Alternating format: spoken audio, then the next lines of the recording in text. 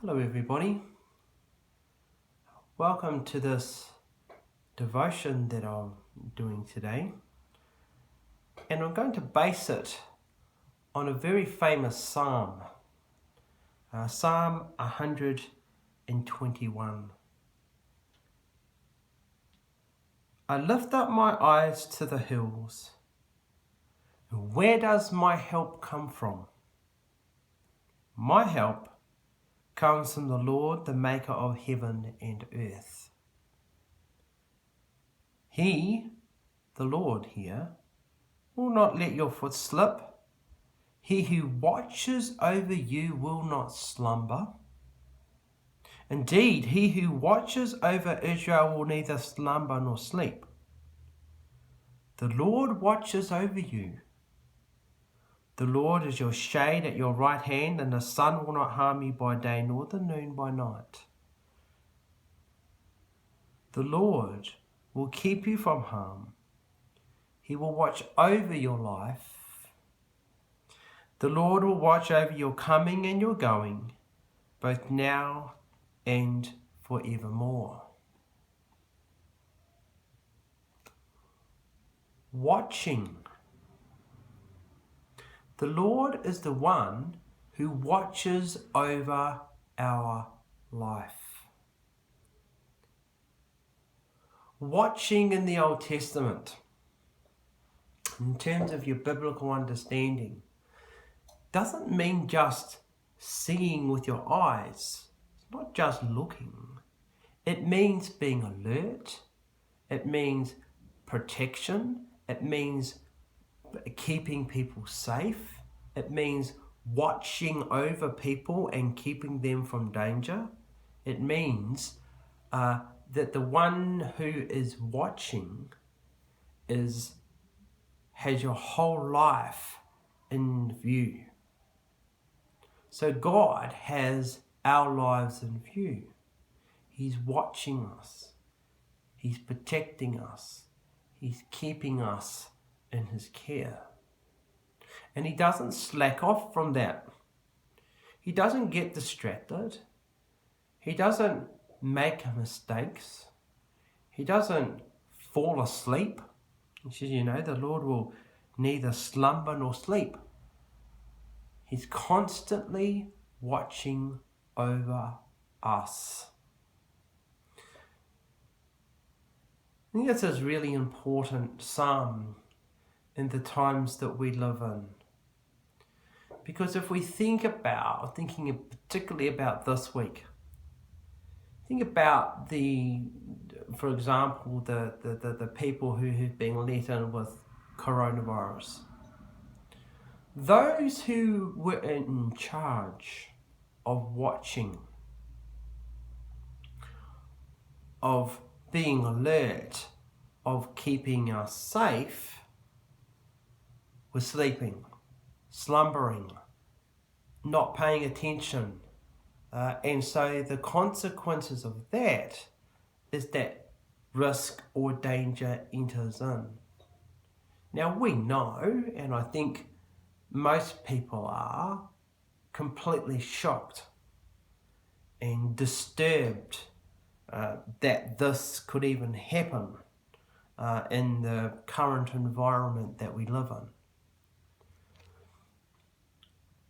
And there's a sense here that the people that we trust, or that we put our trust in, to watch, to be alert, have failed in that. So there's a whole sense of being vulnerable, of being anxious, of thinking, okay, are we going to head backwards again? Of all of the progress that we've made, where are we going here? What's going to happen? Anxiety's back. So anxiety is coming back again for some people. There's this not confident of what the future is going to hold yet.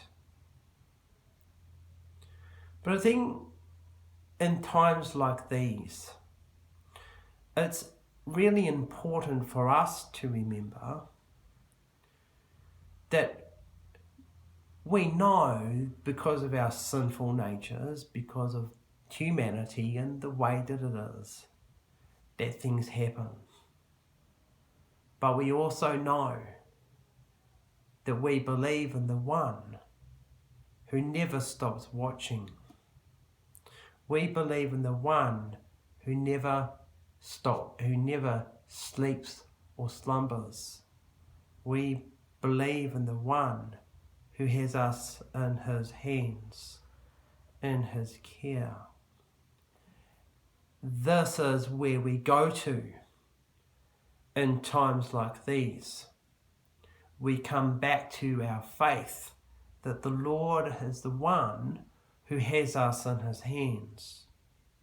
So no matter how crazy the world is, no matter the decisions that people are making, no matter what society kind of tends to look like at the minute, there's a real testing going on in society, I think. There's lots of emotions running around, there's lots of questioning authority, there's lots of questioning what is right, what is true, what should the world look like, how are people being treated or mistreated or not treated properly. There's these questions that are kind of being asked of us and being asked in society, and there's reactions with us, and there's a real sense of anxiety and fear that things are kind of changing, and this whole question of who do we trust? Who do we put our trust in? Well, there's a certain amount that we have to trust the people that we elect. There's a certain amount of truth to that. But I think when they let us down, or when those we trust let us down, it can very easily lead to us